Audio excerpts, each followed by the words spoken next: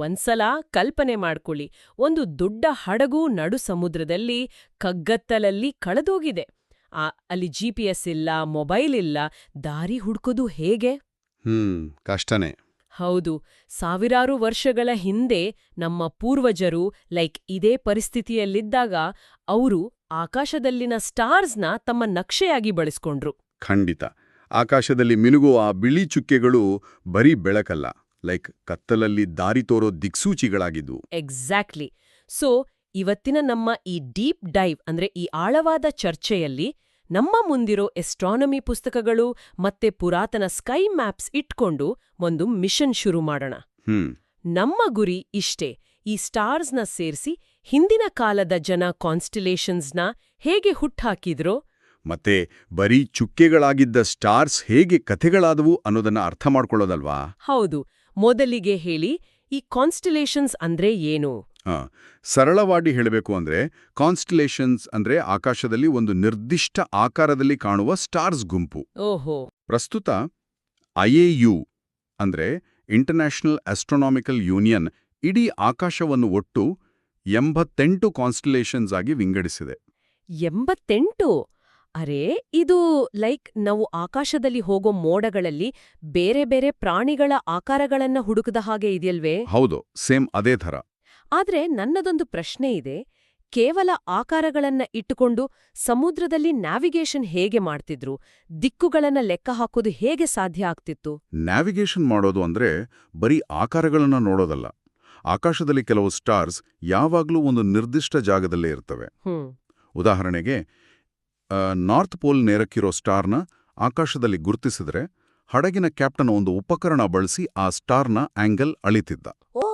Angle ಅಳಿಯೋದು? ಹೌದು. ಆ angle ಲೆಕ್ಕ ಹಾಕಿ ತಾನು ಭೂಮಧ್ಯ ರೇಖೆಯಿಂದ ಎಷ್ಟು ದೂರದಲ್ಲಿದ್ದೀನಿ ಅಂತ ನಿಖರವಾಗಿ ಕಂಡುಹಿಡಿತಿದ್ದ. ಓಹೋ, ಅಂದ್ರೆ ಆಕಾಶದ ನಕ್ಷೆ ಭೂಮಿಯ ಮೇಲಿನ ಒಂದು ಗಣಿತದ ನಕ್ಷೆ ಥರನೇ ಕೆಲಸ ಮಾಡ್ತಿತ್ತು. ಆದ್ರೆ ಇಲ್ಲೊಂದು ಆಸಕ್ತಿದಾಯಕ ವಿಷಯ ಇದೆ. ನಾವು ಈ ಕಾನ್ಸ್ಟಲೇಷನ್ಸ್ ನೋಡುವಾಗ ಆ ಸ್ಟಾರ್ಸ್ ಎಲ್ಲವೂ ಅಕ್ಕಪಕ್ಕದಲ್ಲಿ ಒಂದೇ ಕಡೆ ಇವೆ ಅಂತ ಅನ್ಕೊಳ್ತೇವೆ. ಇದು ನಿಜನಾ? ಇಲ್ಲ, ಇದು ಮಕ್ಕಳಿಗೆ ತುಂಬಾನೇ ಅಚ್ಚರಿ ತರೋ ವಿಷಯ. ಭೂಮಿಯಿಂದ ನೋಡುವಾಗ ನಮ್ಗೆ ಅವೆಲ್ಲ ಒಂದು ಡ್ರಾಯಿಂಗ್ ಪೇಪರ್ ಮೇಲೆ ಬಿಡಿಸಿದ ಹಾಗೆ 2Dಯಲ್ಲಿ ಕಾಣ್ತವೆ. ಹೌದು, ಹಾಗೆ ಕಾಣೋದು. ಆದ್ರೆ ನಿಜವಾದ ಬಾಹ್ಯಾಕಾಶದಲ್ಲಿ ಅಂದ್ರೆ 3Dಯಲ್ಲಿ ಆ ಸ್ಟಾರ್ಸ್ ಒಂದಕ್ಕೊಂದು ಸಂಬಂಧವೇ ಇರಲ್ಲ. ಹೌದಾ? ಖಂಡಿತ. ಒಂದು ಸ್ಟಾರ್ ನಮ್ಗಿಂತ 10 ಬೆಳಕಿನ ವರ್ಷಗಳ ದೂರದಲ್ಲಿರ್ಬೋದು, ಅದರ ಪಕ್ಕದಲ್ಲೇ ಕಾಣೋ ಇನ್ನೊಂದು ಸ್ಟಾರ್ 1000 ಬೆಳಕಿನ ವರ್ಷಗಳಷ್ಟು ಹಿಂದೆ ಇರಬಹುದು. ನಮ್ಮ ಕಣ್ಣಿಗೆ ಮಾತ್ರ ಅವು ಒಂದೇ ಆಕಾರದಲ್ಲಿರೋ ಹಾಗೆ ಕಾಣ್ತವೆ. ವಾವ್, ಇದು ನಿಜಕ್ಕೂ ಅದ್ಭುತ. ದಾರಿ ಹುಡುಕೋದ್ರ ಜೊತೆಗೆ ಈ ಸ್ಟಾರ್ಸ್ಗಳಿಗೆ ಜನ ಕಥೆಗಳನ್ನು ಕೂಡ ಜೋಡಿಸಿದ್ರು ಅಲ್ವಾ? ಹೌದು. ಪ್ರಪಂಚದಾದ್ಯಂತ ಜನಪ್ರಿಯ ಆಗಿರೋ ಕೆಲವು ಕಾನ್ಸ್ಟಲೇಷನ್ಸ್ ಬಗ್ಗೆ ತಿಳಿಯೋಣ. ಉದಾಹರಣೆಗೆ, ನಾನು ಒರಿಯೋನ್ ಬಗ್ಗೆ ತುಂಬಾ ಕೇಳಿದಿನಿ.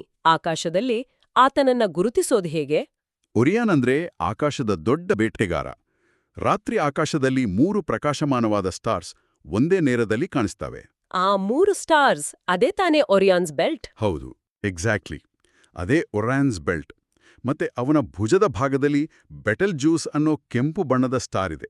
ಇದು ನಮ್ಮ ಸೂರ್ಯನಿಗಿಂತ 100 ಪಟ್ಟು ದೊಡ್ಡದಾದ ಬೃಹತ್ ನಕ್ಷತ್ರ. ಒಂದು ಕೆಂಪು ನಕ್ಷತ್ರ. ಮತ್ತೆ ಅವನ ಸುಂಟದ ಪಟ್ಟಿ.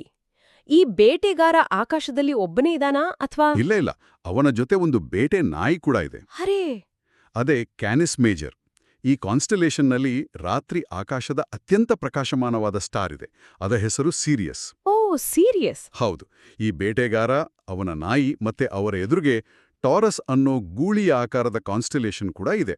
ಗೂಳಿಯ ಆಕಾರ. ಅದ್ರಲ್ಲಿರೋ ಪ್ರಮುಖ ಸ್ಟಾರ್ಸ್ ಯಾವುದು? ಈ ಟಾರಸ್ನ ಕಣ್ಣಿನ ಜಾಗದಲ್ಲಿ ಆಲ್ಡೆಬೆರಾನ್ ಅನ್ನೋ ಕಿತ್ತಳೆ ಬಣ್ಣದ ಸ್ಟಾರ್ ಇದೆ.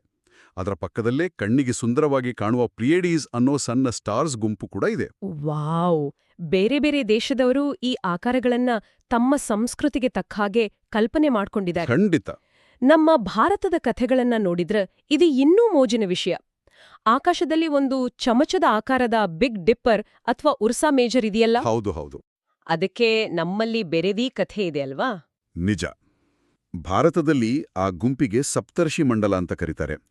ಅದರಲ್ಲಿರೋ 7 ಸ್ಟಾರ್ಸ್ನ 7 ಋಷಿಗಳಿಗೆ ಹೋಲಿಸ್ತಾರೆ.